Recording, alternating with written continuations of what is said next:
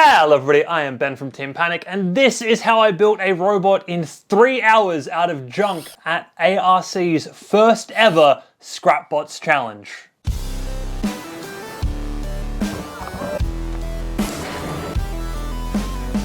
So the important thing with build constraints like this is to go in with a plan and then allow yourself to be flexible as things change depending on what you get and how much time you have to do things.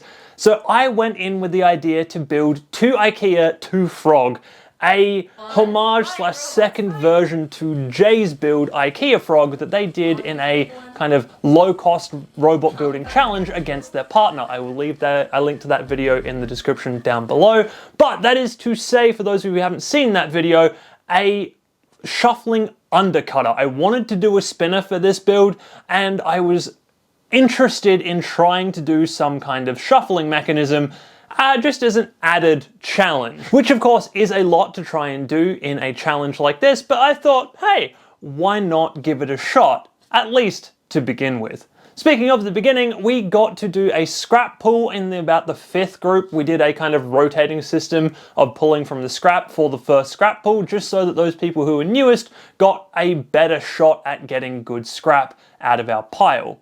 I didn't actually film my first scrap pull, but I did film what I got. And the important things in this set were the wrench out of some kind of cheap furniture, which I was going to use as a weapon blade, the can toppers, which I thought might be good wheel material, and the water gun / water pistol, which had 2 things I wanted. One, it was a lot of really good shaky plastic, which could be made into chassis, and 2, it had a ton of self-tapping plastic screws in it, which I very quickly ripped out because those were going to be really useful to attach bits of my robot together. I was planning on basically just hot gluing as much of this as possible, but I figured hot glue and then a screw through that, or a screw through first, then hot glue, is going to hold things a lot tighter than just one of those things on its own. And with that first pull done and kind of the major component of a weapon being chosen already, I decided to sit down and try and just kind of lay out how big roughly everything was going to need to be, because that way I could pick which parts of the water gun I wanted to actually use to make chassis pieces out of. With a rough idea of kind of the layout of the robot, I really had a couple of major steps ahead of me, and that was figuring out some kind of weapon system for this thing, and then figuring out how to mount drive motors up to it, and figuring out what I actually wanted my wheels to look like. And I decided to tackle these kind of in phases here. So the first step was to look at the weapon itself and try and find a balance point, which I did using a little dowel and trying to balance the weapon on that. And then by marking that up, I actually got this pretty good, I thought. I mean, it was helpful that because it was fairly symmetric left to right, all I needed to do was find the balance point between the 2 actual wrenches. That did help quite a lot. With the balance point found, I now needed more scrap because I needed more things to mount the weapon to. I was looking at a kind of wheel, I think a wheel hub, like a Pololu wheel hub to mount the weapon to, but I realized I wanted to do this as a belt drive system, and that really didn't scream belt drive to me. There wasn't a lot I could do with that. So I found myself a Lego wheel, which I could, I think, use to mount the weapon up. And it had a nice little groove in it that I could run a belt on. I also found another kind of like thin line Lego wheel, or like Lego pulley, which would work on the other side of the weapon, which gave me my full setup effectively. With pulleys decided on, that meant that I needed a dead shaft or even a live shaft to run the weapon on. Now, earlier on, I'd grabbed a carabiner and I thought that might be perfect to use as a weapon axle. So I went out and I cut it down and cut out a length of carabiner just to try it out as a weapon axle. This is where I needed to get flexible with things. Looking at the carabiner that I had cut down, I realized very quickly that trying to mount a weapon to it and have it like as an undercutter was going to be almost impossible. So I went and I was looking through for more things, and I also decided at that point to maybe swap over to run a vert instead, because that way I can have two uprights and I can have something going between two uprights holding my weapon in place. That's a much simpler attachment method for a weapon than trying to find some way to attach it on one side and stop the weapon from falling off on the bottom while having it as low as possible. Sure, I probably could have gone for a mid cutter, but I don't know, in the moment, a vert sounded the easiest option. So that is what I went with. Around here, I also decided to ditch the shuffling mechanism idea, mostly because I was actually partially running this event. I was giving people updates on the microphone as to how much time had been gone. I was giving people updates on things that needed to be done. And when we had parts fail in our electronics set kit, I had to tell people to be very careful with the switches because they started burning out, unfortunately. All of this meant that I had less time than I actually thought I had, because part of my time was being used to run the event. At this point, as I said, because I'd chosen to do a vert now, I kind of had a clearer picture of how that weapon was going to look. I turned my attention to the motor mounting for the drive system because I figured that was going to be the next difficult thing to do. Now, the easiest thing I could see was to kind of cut away some material in the actual handle of the pump for the water gun that I had grabbed, and then cut a big hole at the end of that, or drill a big hole at the end of that, and try and have the N20 kind of sitting there. I wasn't really sure how I was going to clamp this in place, but I figured I would leave that to myself to do later on, as long as the motor would fit in this space I had decided on, because then where the wheels would go, it would mean that I wouldn't have any spots I could get high centered if I got thrown over backwards or something along those lines. Thankfully, cutting all that stuff out, while a little time consuming, was fairly easy with some limited hand tools. And I kind of left it at 1 because I basically was like, cool, once I've got an idea of how this goes, that is a solved problem that I can fix the other side really quickly later, so we have bigger problems right now. And that bigger problem was the robot still, and also the weapon system. So I'd kind of considered it like fairly easy and fairly understood, but as I was sitting there dealing with cutting the hole in for the drive motors, I realized that an aluminium shaft, which is probably not even really a strong aluminium variety, isn't going to be a great weapon shaft.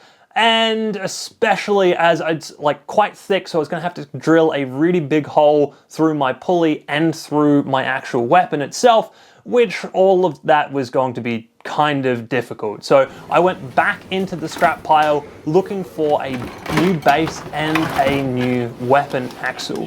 Thankfully, I found a base that I thought would work, but the biggest pull for this particular venture was a bolt that had come out of a doorknob.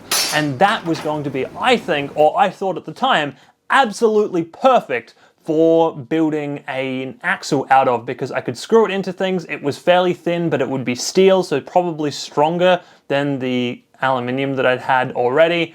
And it just felt like a much better option. With that bolt found, it was time to drill some holes to allow that bolt to pass through things it needed to pass through. So one of those was one side of what I wanted as my vert mount. Then, of course, we needed to put it through the Lego wheel itself, or the Lego hub itself that I wanted to mount my spinner on.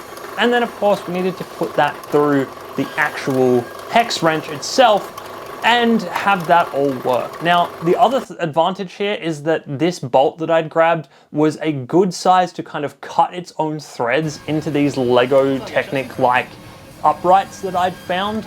So while I drilled through one of them, I could literally just screw it into the other side, and it made a relatively solid connection without me having to do too much else to it.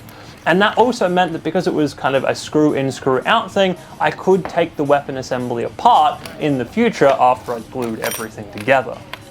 After everything was drilled, I also sat down and cut some holes in the wheel to kind of recess the weapon into it, which gave that a solid mechanical connection between the two, even before I'd applied any glue or anything to it. I was also thinking about throwing some dowels in between the two, but that honestly just felt like a lot of drilling, and I couldn't find anything small enough that I considered small enough to mechanically connect those two, so I was just going to rely on that plastic and some hot glue. Now some things are starting to come together. I'm feeling good about kind of the weapon-ish mounting system. I'm feeling kind of good about the drive mounting system. Now we need to kind of make sure the whole robot sits together right. So I started just kind of laying things out and very quickly realized that the big black plastic base was not going to cut it, so I went back into the scrap room to find some more junk. And I found some nice little wooden, I think, offcuts of laser cutting at some point, probably from Sane Makerspace where we were for this event. And that was perfect. Sitting that back down and laying that out, I realized that that would actually give just about the right amount of space between my wall sections to have everything work nicely. Then with even more layout, I realized I was going to need to raise the weapon up inside the chassis, because with it sitting directly on the base of the chassis, the uprights weren't tall enough and it was going to slam into the ground. Now at this point, I don't have a lot done. I have something that kind of sort of looks like a weapon setup. I've got the uprights, I've got a bolt through it, I've got a weapon and on a hub, but none of that is glued, none of that is correctly heighted for getting the weapon spun. I have one motor that has, or have one wall that has what's almost a mount for a motor in it, but not really. The other wall doesn't have anything on it yet. I don't have any idea where my lid is going to exist, and I haven't soldered any of my electronics. Oh, actually, and importantly, I don't have any wheels going. But there's a problem with all that, and I'll let past me on the microphone at the event tell you why. Just a quick heads up, everybody, we have an hour left to go. You have used 2/3 of your time. We have an hour left to build. I'm so glad I'm not building a shuffling mechanism now. That's right, we have an hour left to go and nothing is done, basically. And I mean, realistically, we had about 2 hours left because we had given competitors an hour for lunch and we told people they could build through that time, as long as, you know, they also made a little bit of time to eat food, because that is important. Personally though, I really only had about an hour and a half or an hour and 15, because in the lunch break I had to drive home and get my transmitter because I'd forgotten it in the morning, despite having brought a whole bunch of other stuff that day. So from here, I had to start picking up the pace. And that meant starting to actually attach things. So I attached the uprights to a standoff with some screws from the Super Soaker and some glue, a lot of glue in actual fact. I then also reinforced all of that by putting a piece of Lego in between them, and then another laser cut off piece over the top to make sure that whole thing locked itself together. I then grabbed hold of my other wall and cut the same holes in it that I'd done with the last one to give me a place to mount my motors. I then also turned around and glued some extra support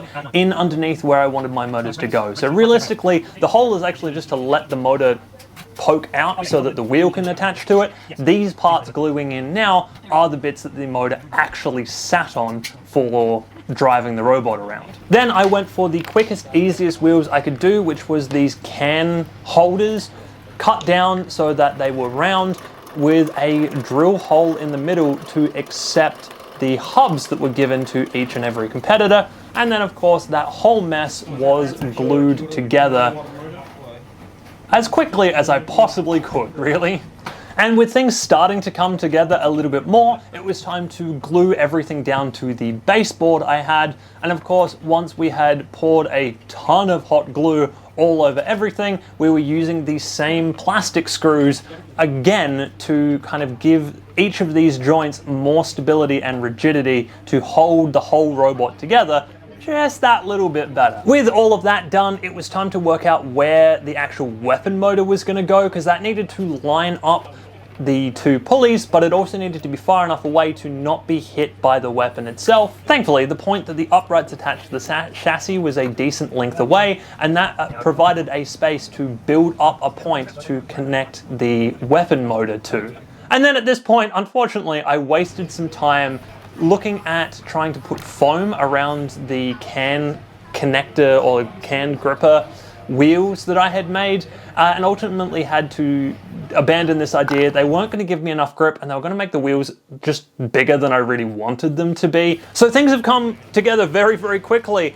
However, that was it. That was an hour. At this point, I am drilling a hole in the chassis to put the switch in eventually, but this here is time. We are down 3 hours. It is all over Red Rover effectively. It is now just the lunch break, and then we start fights basically in an hour. So I had to very, very quickly solder together all of the electronics in my robot, and once I had done that, I hightailed it home to grab my controller, because without that, my robot was not going to do anything. I got back with 10 minutes left before fights started for the event, and so I very, very quickly grabbed something I'd seen in the scrap. It was a kind of tank track thing. I cut those down and I glued parts of those onto the wheels just to give me more traction in fights, because I wasn't super sure that my weapon was going to be that effective at this point. I then sit there and I hot glue in my drive motors. Now this is a critical step, and it's very, very important that none of the glue gets into the actual gearbox of the motor. So I had to be very, very careful where I was placing my glue and then how I was pushing the motors themselves into the glue to make sure that they actually still span at the end of this, because basically hot glue was the only thing holding these motors in place. With our electronics soldered up and now glued into this mostly done chassis of a robot, it was time to just jam all the electronics in wherever they would fit. I taped the battery down into the bottom of the robot, which was a bit of a mistake. It would have been nice to be able to pull that out and recharge it on the go, but I just needed it to be in the robot, especially as at this point, fights started. Fights were happening in the background of this as I was putting the final touches on my robot. A big, big thanks to Chris, who ran this event with me. He ran the whole tournament side of things, and that was basically the only reason I was still able to be building at this point in time. If it wasn't for that, I would have failed this challenge outright, because I would have needed to been over there running the tournament instead of him, and I would have been very out of time.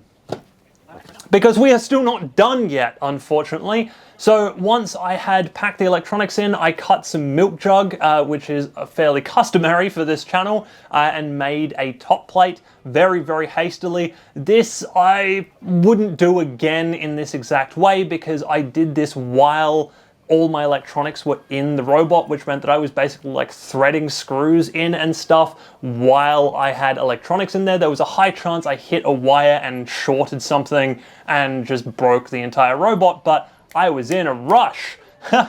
So we had to do slightly dodgy things to get the robot together. So we're really, really close. I thought I was done at this point. However, I put the robot on the table and the weapon touch the ground, so we needed risers. I found some Dracula fangs in the scrap and I glued them underneath the robot. That rose the weapon up off the ground a little bit too far. I had to cut that back again just to get the weapon kind of near the ground at the very least. And I thought at this point that we were good to go. But yet again, there was one more thing we had to do, and that was weigh in. These robots were allowed to be 250 grams, but I was over that. So I then had to basically, with hand cutters, sit there and just cut a ton of stuff off my robot. And I had to do this 3 separate times. I cut some stuff off the robot, ran over to the scale, dropped it down, went, haven't cut enough off. Come back, cut some more off. It got to the point that I sat there with a drill and I drilled into my wheels to try and get the weight down. That was less effective than cutting giant chunks of plastic off the walls of the robot. That was a decently heavy thing to have put on the robot, as it turned out. And realistically, if I was going to do this again, I would weigh all my pieces as I went, just so that I kind of had an idea of where the weights were. I thought I had a good mental idea of that, but it would have been handy to have an actual physical idea of how heavy all of the stuff was that I put in to the robot. But with all of that said, the robot worked. Or the robot actually got in underweight and was ready for its first fight. So, here it is.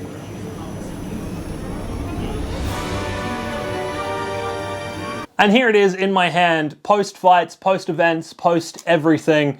It honestly is a little bit of a miracle that I got this all together, but I really shouldn't say that because we had quite a number of people at this event and we had 19 bots get built in that time frame. Yes, I was running things and I was a little bit shorter on time than most people, but it was still a challenge for everyone. And as I said, we had a decent number of robots actually get made at this event, and I am very, very proud of all of them. Even the people that didn't quite get their robots there to the finish line, the things that they had built already before they had to say, look, I can't finish this robot off, are impressive. And I'm really, really keen to try this build or this challenge again. I think we're going to run it again next year. And I'm just, that's going to be good. I'm really looking forward to that. There will be a fight report for this guy coming up very, very soon, probably in the next week or so, I would say, because yeah, I also have fight footage for how my Hex Wrench Vert performed at ARC Scrapbots. And yeah, if you like this one, let me know. Let me know in the comments down below. Anyway, that is it for this video, and I will see you in the next video.